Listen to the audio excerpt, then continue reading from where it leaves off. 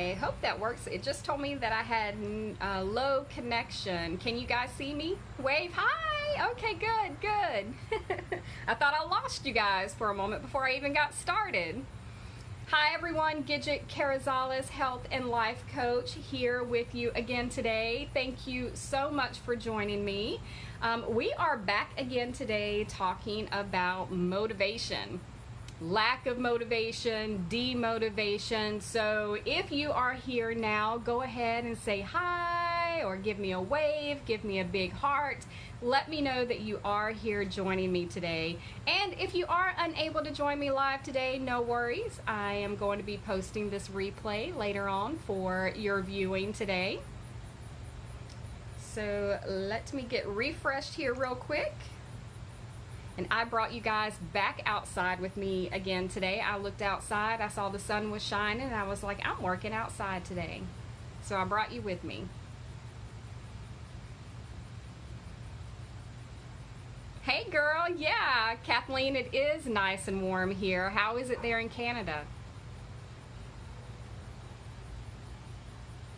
I know those pictures of snow that you posted a couple of weeks ago, that was crazy.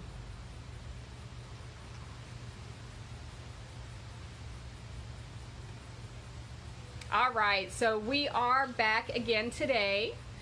We are discussing lack of motivation, feelings of failure, can't keep up, I'm no good, we're full of I should haves, I would have, but, so we have all of these I coulda, shoulda, wouldas. So as we've been discussing so far this week, the number one cause for this lack of motivation, or that kills our motivation, is the unrealistic expectations that we have set on ourselves. Unrealistic versus realistic expectations, right? So if you are with us watching this replay and you have not yet watched the previous segments from Monday and Tuesday, I do suggest going back and watching those first and then come back here and catch the replay. So if you are here with me live, thank you for joining me here today. And I want to say hi, happy hump day, or as I like to call it, wind down Wednesday, one of my favorite days of the week, other than the weekend, of course. So, all right, here today discussing this week 5 common thoughts or feelings that will kill your motivation and fuel your unrealistic expectations that you have placed upon yourself for whatever reason or another. So Monday we covered perfectionism. Yesterday we covered overwhelm, and today the third thing that will kill your motivation is feeling stuck.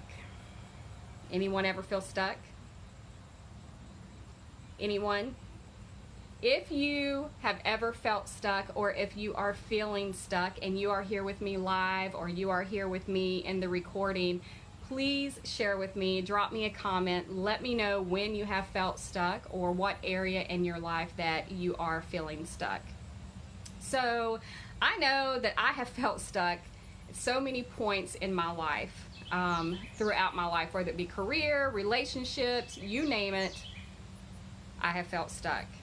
And so you get to the feeling of the unrealistic emotion around feeling that you want to address, and that your feeling is, I'm lost, I don't know what to do.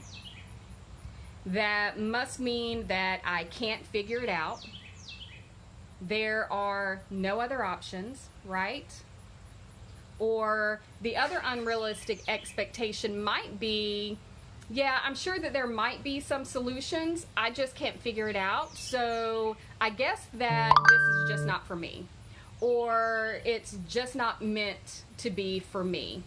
Or you may think that there are no solutions and I'm doomed and I'm just going to be stuck in this position forever for the rest of my life, and this is just the way it is, this is just how my life is going to go, and there's nothing that I can do about it, so I guess I'm just going to have to live with it, right? Anyone ever feel that way? Anyone ever said those exact words? Yeah. So we automatically jump to the conscious or sometimes subconscious decision that nothing is going to work. I'm doomed. So we have to replace this with the realistic expectation, because the truth is that there is a way. There is a way, and we just haven't figured it out yet. We are just not seeing the options. So the truth is that there is an option, but maybe you just can't figure it out yet. Tell yourself, I just can't see it right now. I know that there are options. I just can't figure it out. I just can't see it right now. But I bet that someone can help me. Maybe a friend, maybe a family member, probably a coach can help you see and figure this out. So feeling stuck just means that there is something I need to know or feel or understand. And once I do, I'll be able to move forward again. That, that's the rational, realistic expectation. So when you think of it that way, is that motivating again? Yes. Yes. So maybe you feel stuck in a relationship. Maybe you feel stuck in your health. Your health. Maybe you can't lose weight. Maybe you can't lose weight and keep it off. Maybe you can't keep up a sustainable, active, healthy lifestyle. Maybe you feel stuck in a career that feels like a dead end, that there's nowhere to move up, and what you do at that job is no longer fulfilling or motivating. Maybe it no longer complements your skills, your knowledge or experience that you have. Anyone ever been there at a dead-end job? Feeling like you're stuck? You feel stuck because you have bills to pay. You have a family that's depending on you, right? Maybe you feel like there's nothing else out there. What if I go somewhere else and it's worse than where I am now? Hello, I'm talking to myself here.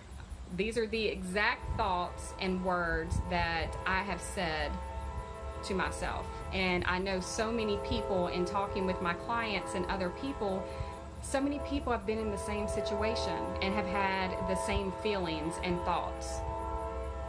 So, these feelings of being stuck, we all have these fears of the what ifs, right? What if this? What if that? And the truth and the reality of it all is that there are options. There are choices. They're out there. We have them. So if you are, let's say for an example, you are at this dead-end job and you don't see any good options, or you don't see any good choices, maybe, maybe you've been told that, in order for you to move up, that they would have to create a whole new position for you, and that's just not feasible. Or, something is happening that's keeping you stuck in this position. So when we think that there are no other choices, when we think that there are no other options, when we don't see any doors for opportunity to knock on, then build a damn door, right? We have to figure out ways of opening up, building these doors and opening up opportunities. Feel like you're stuck in a position where there's no room to move up? Create your own job title and your own job description.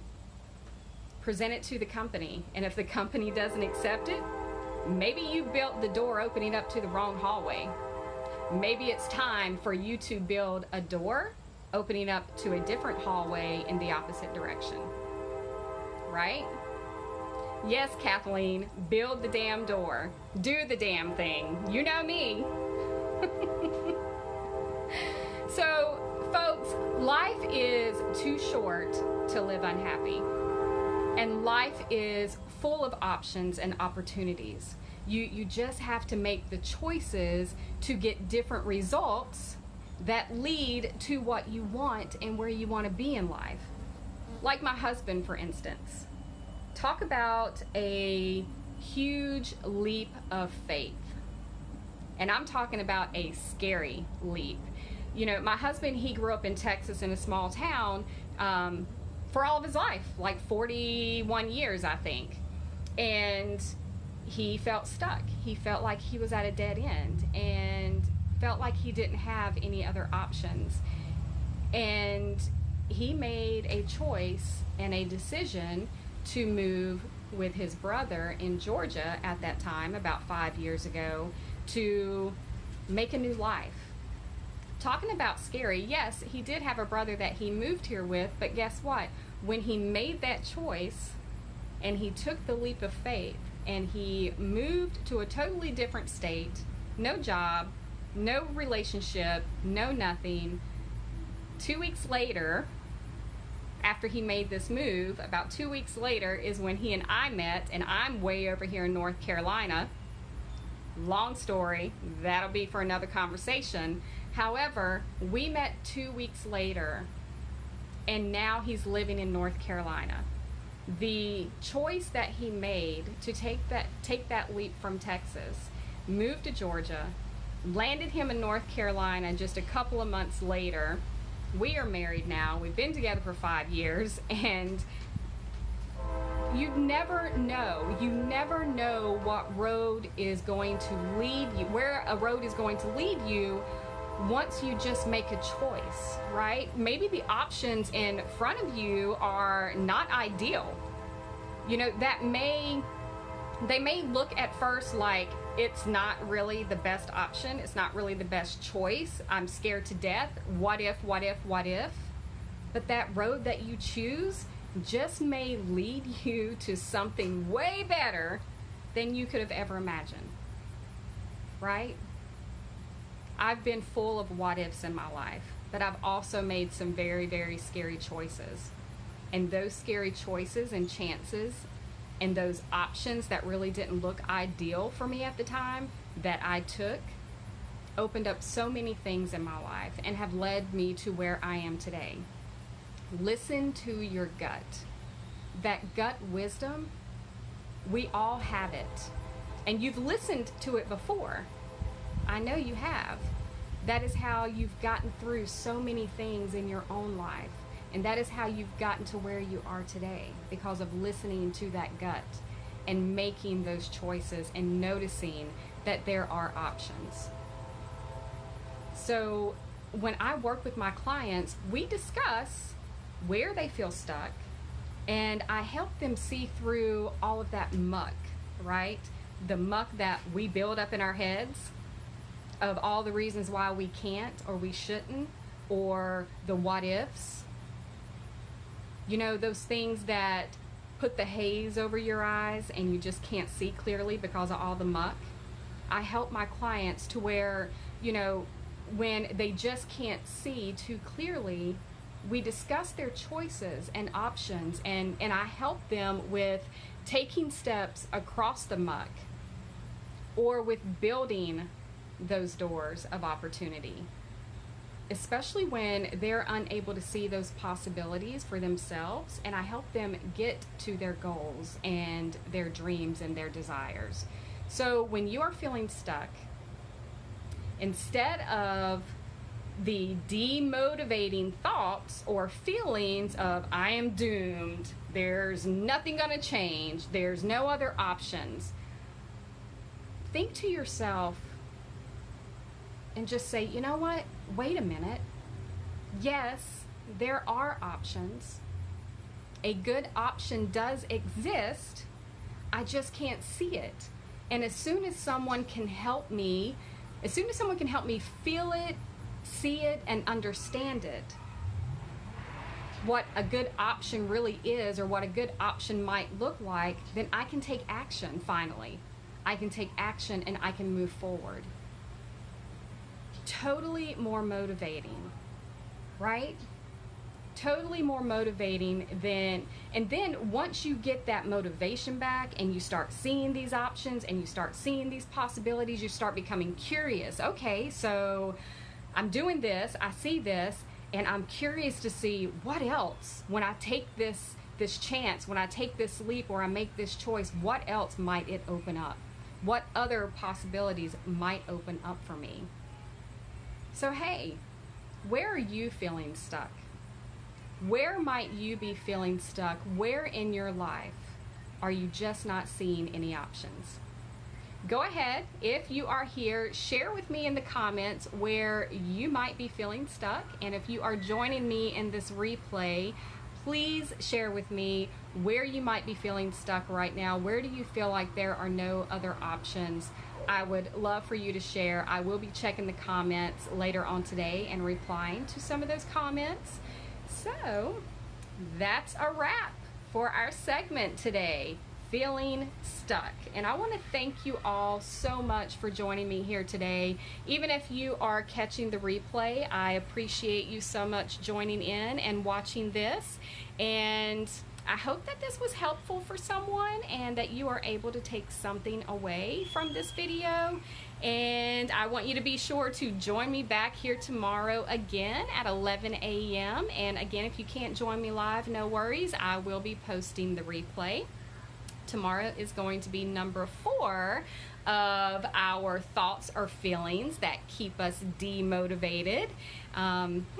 Wonder what that might be. You'll just have to tune in to find out. Thank you all so much. I love being here with you, and here's to your health.